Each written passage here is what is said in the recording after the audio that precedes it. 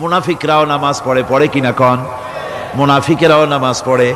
মুনাফিকেরা যখন নামাজ পড়তে যায়, আল্লাহ রাব্বুল আলামিন বলতেছেন, ওয়া ইযা কামু ইলাস সালাতি কামু কুসালা।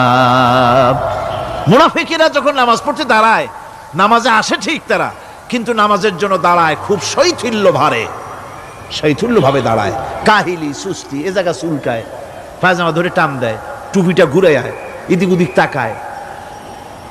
মুনাফিকের নামাজ দেখলেই ঠিক পাওয়া যায় যে বেটা মুনাফিক। এইভাবে সে দাঁড়ায়। তার নামাজটা কি জন্য?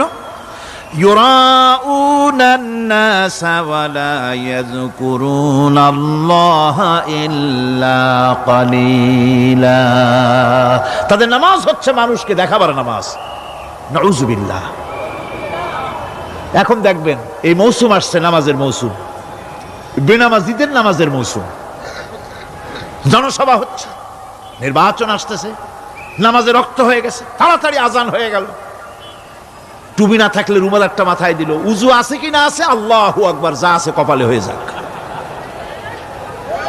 মানুষকে দেখাবার জন্য এরা নামাজ পড়ে।